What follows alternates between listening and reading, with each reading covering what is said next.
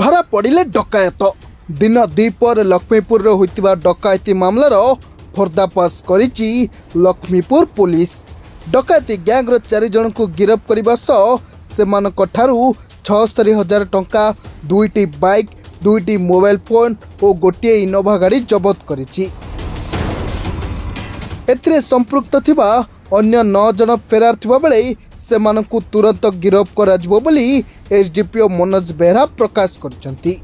तबे गत 4 तारिख दिन एक इनोभा कार जोगे कोरापुटर आईनजीवी लिंगराज बेहरा तांको पुओ सह ब्रह्मपुर अभिमुखे जाउथुवा समय रे लक्ष्मीपुर थाना अंतर्गत पांडगा पदर छक पाखरे डकायतर शिकार होइतिले।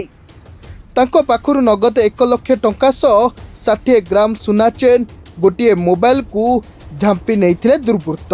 एने लक्ष्मीपुर पुलिस खबर पाई घटनास्थल को पहुंचवा पूर्व दुर्बृत्त माने फेरार हो जाइथिले।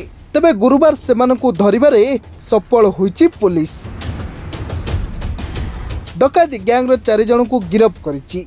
सेमाने हेले लक्ष्मीपुर ब्लॉक सिंगारामर पद्मन मांडिंगा, नारायणपाटना ब्लॉक बीरीपुर ग्रामर मुन्ना खलसा, बैपारीगुड़ा ब्लॉक दंडाबाड़ी ग्रामर गोविंद खरा और बंधुगा ब्लॉक पिपिल पदर ग्रामर सदानंद महानंदिया।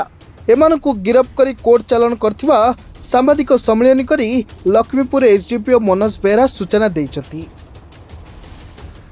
पणका पदर छक पाखरे पास लगला गाड़ी अटकई से पास बसिया समय हठात 12-13 जन दुर्बृत्त ढेंगाबाड़ी धरी आसी अतर्कित भाव आक्रमण करी पिंधि सुना चेन को छड़ाई नहीं गले, ब्रीफ केस रे लाख टंका नहीं गले, गोटे मोबाइल नहीं गले एवं 2टा बैग रे ड्रेस आउ अन्य कागज पत्र थिला नहीं गले।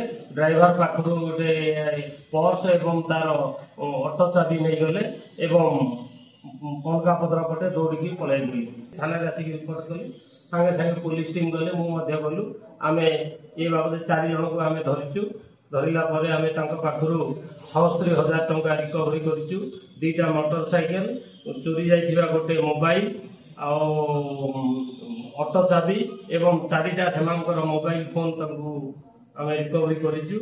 बाकी 9 जन फेरार अच्छा। ए संक्रांत लक्ष्मीपुर थाना case number 104 under section 310+2 BNS डकायती फर्म केस होती तदंत चालू रही। बर्तमान ये मुद्दा मान आज कोर्ट फरवर्ड कर। लक्ष्मीपुर प्रमोद जेना रिपोर्ट, सरकार न्यूज।